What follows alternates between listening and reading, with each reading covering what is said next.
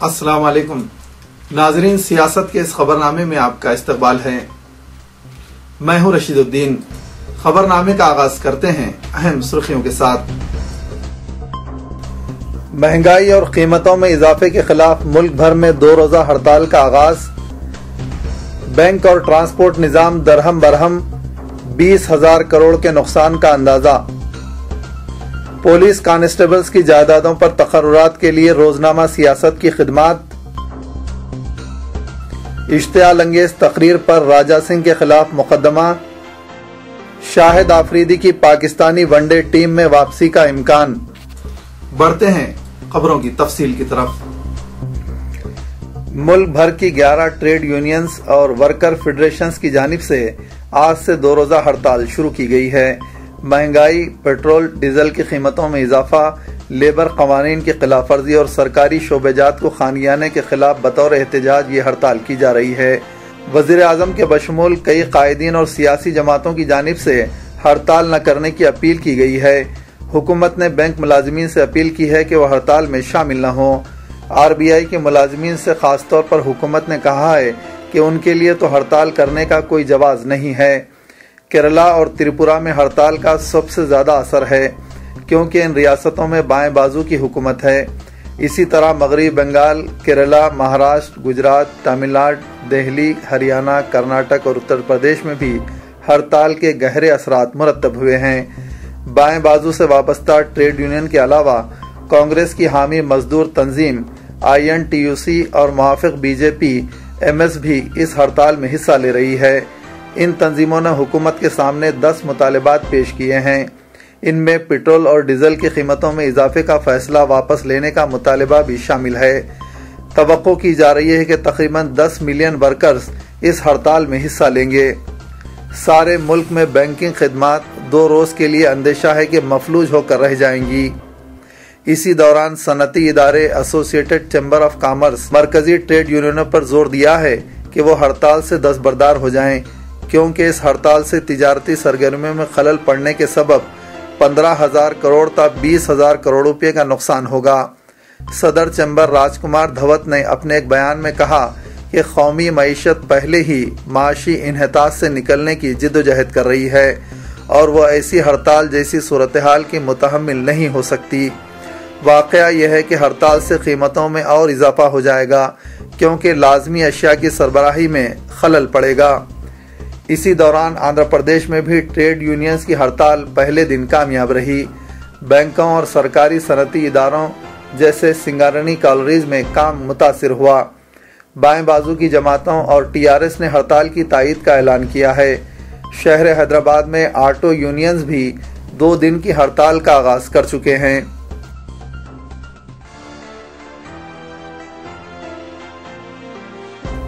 यूरोपीय यूनियन और बरतानिया ने अगरचे चीफ मिनिस्टर गुजरात नरेंद्र मोदी के ताल्लुक से पॉलिसी तब्दील कर दी है, लेकिन अमेरिका ने दो टोक अंदाज में कहा है कि यूरोप और बरतानिया की पॉलिसी जो कोई भी हो, हमारा फैसला तब्दील नहीं होगा। नरेंद्र मोदी अमेरिका की नज़र में मातूब और मातूब रहेंगे। उन्हें वीज़ा हरगिज नहीं दिया जाएगा। जब तक हिंदुस्तान की अदालत उन्हें बेकसूर करार नहीं देती, उस वक्त तक पॉलिसी पर नज़रसानी हरगिज नहीं की जाएगी। वो गुजरात फसादात के मुल्जिम हैं और उनके खिलाफ मुकदमा ज़ेर दौरान हैं। Assistant secretary of state Robert black ने एक हिंदुस्तानी टीवी चैनल से बातचीत करते हुए वाज़े अंदाज में कहा कि जहां तक चीफ मिनिस्टर गुजरात नरेंद्र मोदी को वीज़ा देने का ताल्लुक है, अमरीकी पॉलिसी इस पर बिल्कुल तब्दील नहीं की गई है। मोदी के ताल्लुक से मौक़िफ़ में तब्दीली, नज़रसानी या नरमी इख्तियार करने का सवाल ही पैदा नहीं होता। उन्होंने मज़ीद वजाहत की कि हर किसी को वीज़ा के लिए दरख्वास्त दाखिल करने का इख्तियार हासिल है, लेकिन वीज़ा देने या न देने का फैसला कई उमूर को मलहूज़ रखते हुए किया जाता है। BJP लीडर को वीज़ा उसी सूरत में दिया जा सकता है जब उन्हें अदालत की जानिब से बेकसूर करार दिया जाए।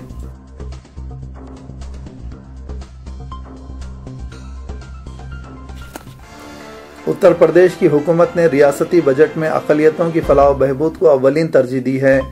चीफ मिनिस्टर अखिलेश यादव ने अपने दूसरे बजट में जो 2013-14 के लिए पेश किया गया है, अक़लियतों के बजट में 30% इजाफा कर दिया है। سرکاری ترجمان نے بتایا کہ جاریہ سال اقلیتوں کے لیے 612.95 کروڑ روپے مختص کیے گئے ہیں۔ گزشتہ سال کے مقابلے میں بجٹ میں 29.5% کا اضافہ ہے۔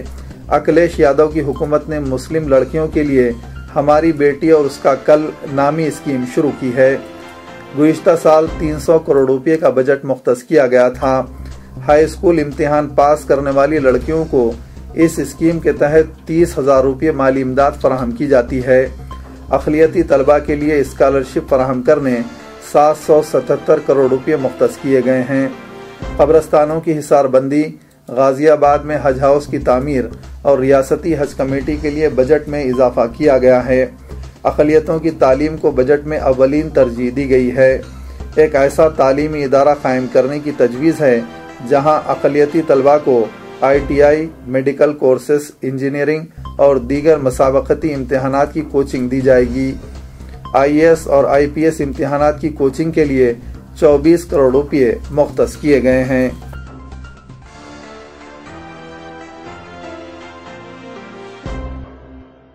ملک بھر میں وقف جائیدادوں کے انتظام میں مؤثر تبدیلی لانے کے لیے ایک بل مرکزی کابینہ کے روبرو جمعرات کو پیش کیے جانے کا امکان ہے۔ وقف ایکٹ 1995 میں ترامیم کے لیے مسودہ ترمیمی بل 2010 وقف اداروں کو مضبوط بنانا اور ان کے کام کاج میں بہتری لانے کی تجویز پیش کرتا ہے، جس کا مقصد ملک بھر میں وقف جائیدادوں پر قبضوں کے مسئلے سے نمٹنا ہے۔ وقف ایکٹ میں مختلف فقروں کی حد بندی کے سبب اوقاف کا مناسب تحفظ ماضی میں بڑا کٹھن کام رہا ہے۔ وقف اصلاحات کا مسئلہ جب سے حکومت نے اس ضمن میں اقدامات شروع کیے تب سے ہی متنازع مسئلہ بنا ہوا ہے۔ سابق وزیر اقلیتی امور سلمان خورشید کو بعض مسلم اداروں بشمول کل ہند مسلم پرسنل لا بورڈ کی طرف سے اس مسئلے پر سخت مخالفت کا سامنا کرنا پڑا تھا۔ کئی گوشوں سے احتجاجوں کے درمیان یہ بل راجیہ سبھا کی منتخب کمیٹی سے رجوع کیا گیا تھا، جس نے اپنی سفارشات لگ بھگ 10 ماہ قبل پیش کر دی۔ وزارت نے ان میں سے زیادہ تر تجاویز کو شامل کر لیا ہے۔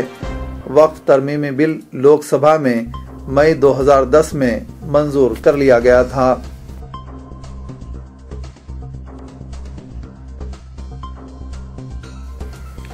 حیدرآباد سٹی پولیس میں کانسٹیبلز کی تقریباً 2500 مخلوعہ جائیدادوں پر بھرتی کے لیے درخواستیں طلب کی گئی تھیں، لیکن اب جبکہ درخواستوں کی وصولی کے لیے کچھ گھنٹے باقی رہ گئے ہیں، صرف 2000 درخواستیں ہی وصول ہوئی ہیں۔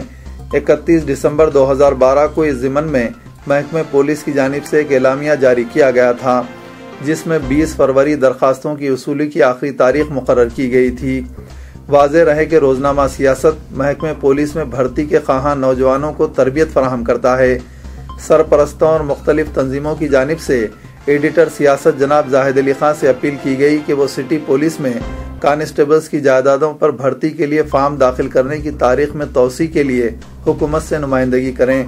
چنانچہ ایڈیٹر سیاست جناب زاہد علی خان نے فوری اقدام کرتے ہوئے چیف منسٹر کرن کمار ریڈی، DGP دنیش ریڈی اور کمشنر پولیس انوراگ شرما کو علیحدہ مکتوبات روانہ کیے، جس میں انہوں نے حکومت سے درخواست کی کہ کانسٹیبلز کی جائیدادوں پر بھرتی کے لیے درخواستوں کی وصولی کی تاریخ میں مزید 2 ماہ کی توسیع کی جائے، تاکہ امیدواروں کو بھی موقع حاصل ہو جو انٹرمیڈیٹ سال دوم کا امتحان لکھنے والے ہیں۔ اگر درخواست فارم کی وصولی کی تاریخ میں توسیع کی جاتی ہے تو اس سے محکمہ پولیس میں ملازمت کے خواہشمند نوجوانوں اور ان کے سرپرستوں کو سہولت حاصل ہوگی۔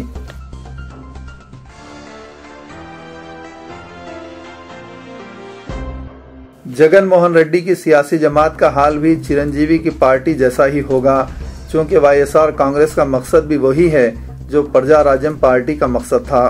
تلگو دیشم سربراہ N چندر بابو نائیڈو نے ضلع گنٹور میں اخباری نمائندوں سے بات چیت کرتے ہوئے ان خیالات کا اظہار کیا۔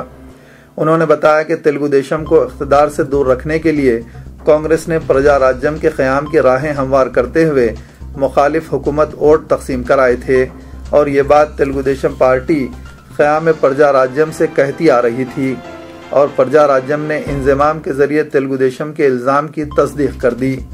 نائیڈو نے کہا کہ ریاست میں کانگریس ایک مرتبہ پھر مخالف کانگریس ووٹ تقسیم کرانے کی کوشش میں مصروف ہے۔ انہوں نے کہا کہ تلگو دیشم ابتدا سے کہتی آ رہی ہے کہ موجودہ حکومت اور YSR کانگریس پارٹی میں اختلافات ظاہری ہیں اور حصول اقتدار کے بعد یہ اختلافات دور ہو جائیں گے۔ انہوں نے بتایا کہ جگن موہن ریڈی کانگریس نامی زہریلے درخت کی ایک شاخ ہے، اسے پھلدار تصور کرنا دھوکہ کھانے کے مترادف ہوگا۔ چندر بابو نائیڈو نے کہا کہ حکومت عوام کی فلاح و بہبود سے زیادہ دوبارہ اقتدار حاصل کرنے کی سازشوں میں وقت ضائع کر رہی ہے۔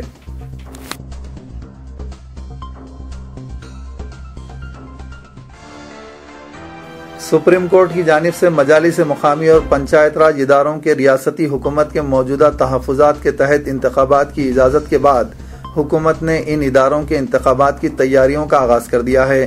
ریاست میں معاشی اور تعلیمی طور پر پسماندہ مسلمانوں کو BCE زمرے میں شامل کیے جانے کے بعد پہلی مرتبہ مجالس مقامی اور پنچایت راج اداروں کے انتخابات ہو رہے ہیں۔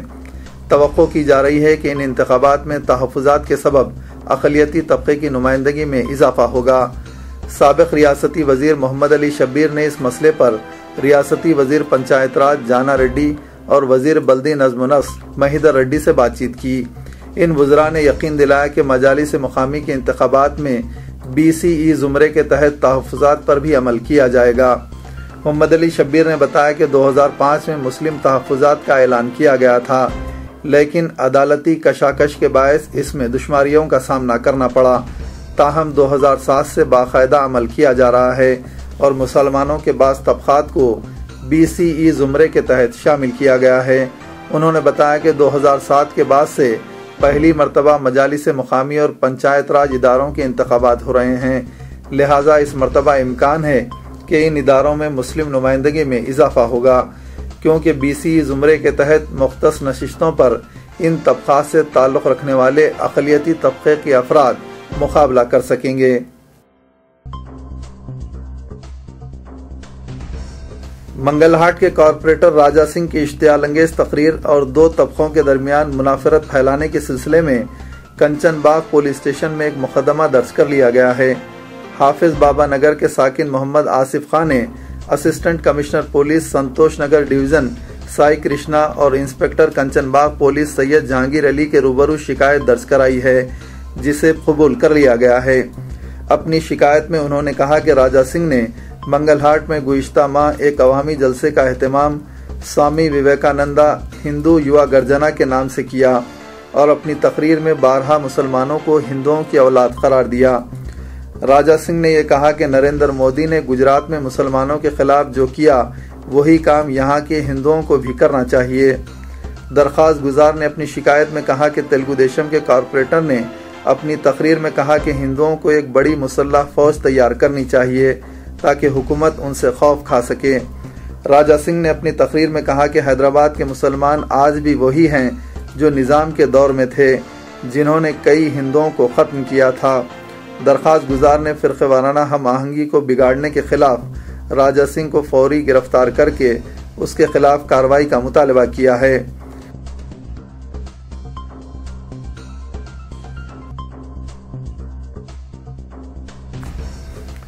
گاندھی ہاسپٹل کے مردہ خانے سے نعشیں فروخت کی جا رہی ہیں۔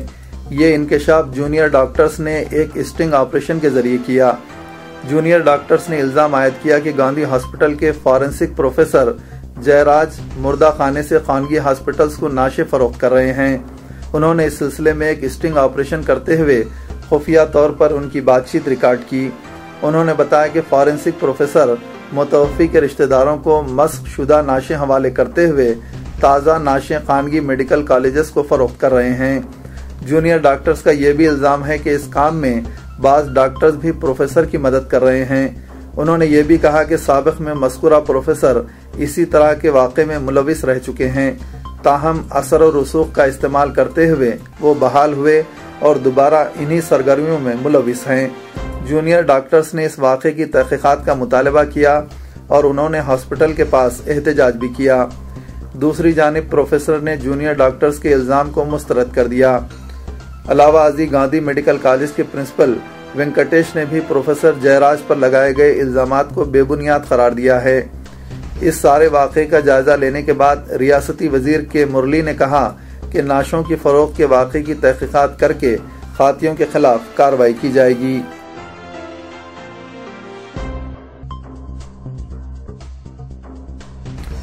مسلم علماء کی ایک بین الاقوامی تنظیم نے، جس کا مکے میں قائم مسلم ورلڈ لیگ سے الحاق ہے، پیغمبر اسلام حضرت محمد مصطفیٰ صلی اللہ علیہ وسلم کی شبیہ پیش کرنے ایرانی فلم سازوں کے اقدام کی مذمت کی ہے۔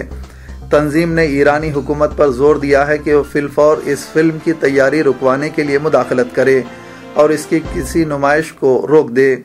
تنظیم نے اپنے ایک بیان میں جو سعودی پریس ایجنسی کو دیا گیا ہے، کہا کہ یہ تہران کی ذمہ داری ہے کہ اس طرح کی حرکتوں کو رکوائے جو اسلامی شریعت کے اصولوں کے خلاف ہے۔ بیان کے مطابق نبی کریم اور آپ کے صحابہ کی شبیہ بنانا اسلامی اصولوں کی واضح خلاف ورزی ہے۔ یہ علماء کرام کی متفقہ رائے ہے۔ تنظیم نے مسلم حکومتوں کے ساتھ ساتھ OIC، الازہر اور انٹرنیشنل اسلامک فقہ اکیڈمی جیسے اداروں پر بھی زور دیا کہ وہ اس فلم کی نمائش کو رکوانے کے لیے ایران پر دباؤ ڈالیں۔ چند ماہ قبل مشہور ایرانی ڈائریکٹر مجیدی نے اعلان کیا تھا کہ نبی کریم کی زندگی پر ان کی نئی فلم تقریباً مکمل ہو گئی ہے۔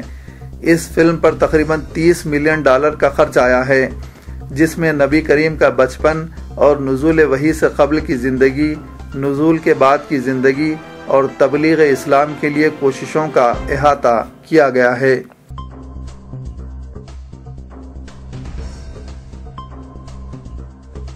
سعودی عرب میں عازمین حج و عمرہ کے لیے بہتر سے بہتر سہولتیں فراہم کی جا رہی ہیں۔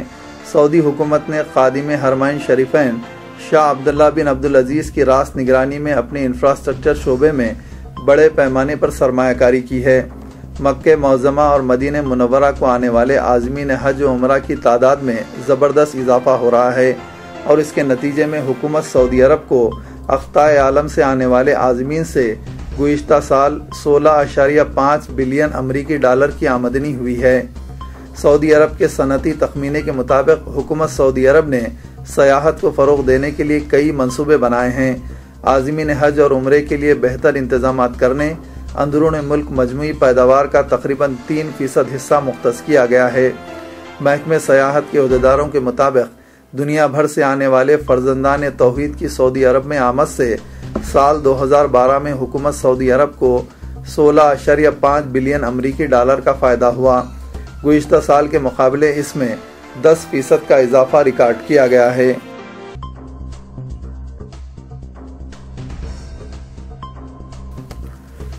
پاکستانی کرکٹ ٹیم کے سابق کپتان اور آل راؤنڈر شاہد آفریدی کی جنوبی افریقہ کے خلاف مجوزہ ون ڈے سیریز میں ون ڈے ٹیم میں واپسی متوقع ہے، جیسا کہ پاکستانی ٹیم کو جنوبی افریقہ کے خلاف رواں ٹیسٹ سیریز میں شکست کا سامنا کرنا پڑا ہے۔ پاکستان کی قومی سلیکشن کمیٹی کے قریبی ذرائع کا کہنا ہے کہ ہندوستان کے خلاف ون ڈے سیریز میں شرکت سے محروم رہنے والے شاہد آفریدی کو جنوبی افریقہ کے خلاف محدود اوور کی مکمل سیریز میں ٹیم کی نمائندگی کا موقع دیا جا رہا ہے۔ ذرائع نے کہا کہ آفریدی، جنہوں نے ہندوستان کے خلاف صرف 2 ٹی20 مقابلوں میں پاکستان کی نمائندگی کی تھی، انہیں جنوبی افریقہ کے خلاف محدود اوورز کی دونوں سیریزوں میں ٹیم کی نمائندگی کا موقع دیا جا سکتا ہے۔